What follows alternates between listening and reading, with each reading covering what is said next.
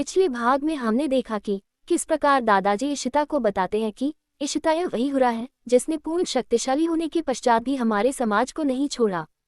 तब तक विद्रोह उसके मन में नहीं आया, जब तक कि खुद उच्च वर्ग ने उन ऋषि कुमार के नजदीक जाकर सच्चाई को छुपा एक झूठी अफवाहों के साथ हुरा को शैतान और खुद का दैनिया साबित कर रो रोकर अपने किस्से सुनाए, जिससे ऋषि कुमार को उन उच्च वर्ग की बात पर यकीन हो गया।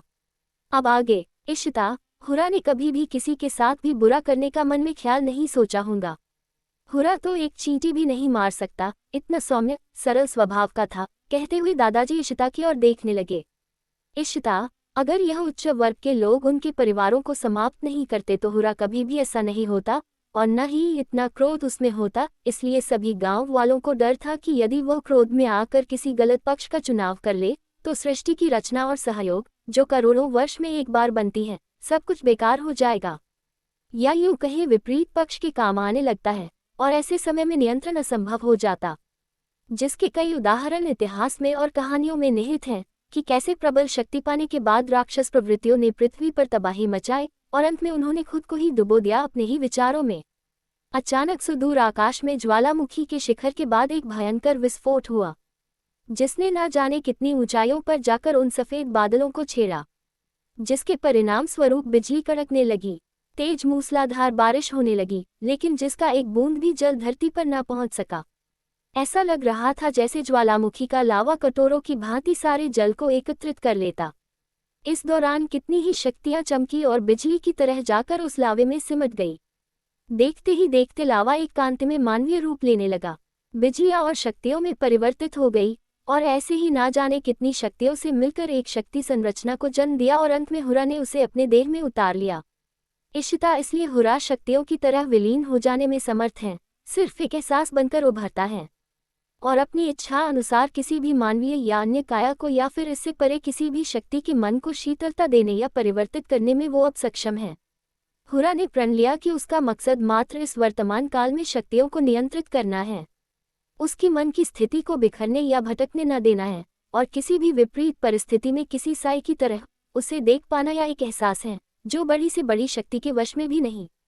प्रकृति ने उसे असीम शक्तियों से सहजा और विलक्षण शक्तियों को प्रदान करने के साथ उन्हें काबू करने का धैर्य भी प्रदान किया।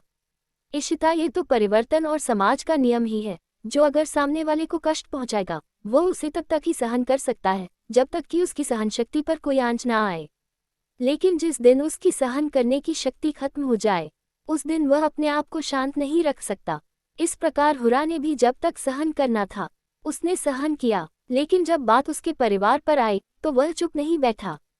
जब उच्च वर्ग के लोगों ने उसके परिवार को खत्म कर दिया था, उसने मन में ठान लिया कि इन उच्च वर्गों को वह सबक सिखा कर ही रहेगा और वह चला गया शक्ति संचार के लिए। पल्लवी, क्या बात है, इतने दिनों बाद मुलाकात हुई और वह भी एक विचित्र मुस्कान के साथ। आखिर क्या बात है? हमें ना जाने क्यों तुम्हारी मुस्कान में छिपे राज की कुछ विशेष अनुभूति हो रही है। आखिर कुछ तो है जो हमसे छुपाया जा रहा है। आखिर क्या है? और यदि नहीं तो पर ये मुस्कुराहट व्यवहारिक है तो वह तुम्हारी भाव मुद्रा किसी प्रभाव की ओर इशारा कर रही है। बताओ क्या बात है? लेकिन सच सच कहना। देखो छोटी राजदुलारी, तुम इस कैंप में सबसे छोटी जरूर हो, लेकिन ये भी सच है कि तुम्हारे ताऊजी आचार्य सर को हमने कई बार यह कहते हुए सुना है कि वह खुद तुमसे विशिष्ट विषयों पर चर्चा कर अपने कई प्रश्नों का उत्तर प्राप्त करते हैं, लेकिन वही तुम्हारे प्रश्नों के जवाब दे पाना कई बार उनके खुद के लिए भी संभव हो जाता है। आचार्य सर ने हमें ये भी बताया कि पल्लवी बचपन से ही असाधारण शक्तियों के साथ पैदा हुई। उसकी मुस्कान या आंसू आम व्यक्तियों की तरह सामान्य नहीं समझना चाहिए और इसलिए वे कभी भी तुम्हारी किसी भी भाव मुद्रा को भविष्य का इशारा समझ उसे पर गंभीरता से विचार करने लगते हैं। पल्लवी, लेकिन आज का कारण भला हमें कैसे समझ में आएगा, क्योंकि हम थोड़े ही आचार्य सर की तरह इतनी ज्ञानी हैं। हम तो खुद ही अभी चिंतित हैं। पल्लवी, क्या तुम खुद ही हमारी मदद नहीं कर सकती? यदि कुछ गलत है तो बता दो, क्योंकि अभी और बर्दाश्त करने की क्षमता हम में नहीं है। कहते हुए इशिता, मिनाली और लीजा तीनों पल्लवी की और एक आशा भरी निगाहों से देखने लगी।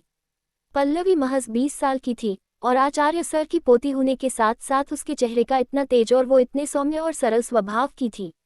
इशिता, लीजा और मिनाली को कुछ भी समझ नहीं आ रहा था कि पल्लवी हमारी मदद करेगी या नहीं करेगी, क्योंकि हम तीनों में आचार्य सर जैसे ज्ञानी नहीं है कि जो पल्लवी के भावों को समझ सके, इसलिए लीजा, मिनाली और इशिता आपस में बातें करती है। आखिर हम लोग पल्लवी को कैसे मनाएं ताकि वो अपने मन की बात हम लोगों को बताए।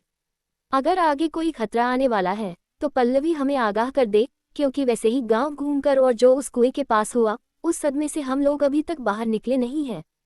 तभी इशिता लीजा और मिनाली से कहती है कि तुम लोगों को गांव घूमने के बाद सुनकर दादाजी ने मुझ पर बहुत क्रोध किया और उन्होंने मुझसे कहा कि उस कुएं के पास स्त्रियों का जाना सख्त मनाही है।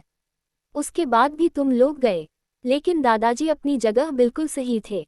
मुझे पहले ही सोच समझकर वहां नहीं जाना चाहिए था और उस बूढ़े हिरन ने मेरी जान बचाई, जिससे वह सारा घात अपने ऊपर ले बैठा। इसलिए भी मैं बहुत दुखी हूँ और अब पल्लवी को इस तरह देखकर भी थोड़ा परेशान सा लग रहा है। अभी हमें पल्लवी से जाकर थोड़ा रिक्वेस्ट करना चाहिए ताकि वह हमें बताए कि आखिर बात क्या है। नहीं तो फिर हमें आचार्य सर को ही बुलाना पड़ेगा, वही पल्लवी से बात कर सकते हैं। कहते हुए इशिता थोड़ी परेशान हो जाती है। कहानी अभी जारी है, इसका अगला भाग बहुत जल्दी अपलोड करूंगी। लाइक सब्सक्राइब करना ना भूले। धन्यवाद।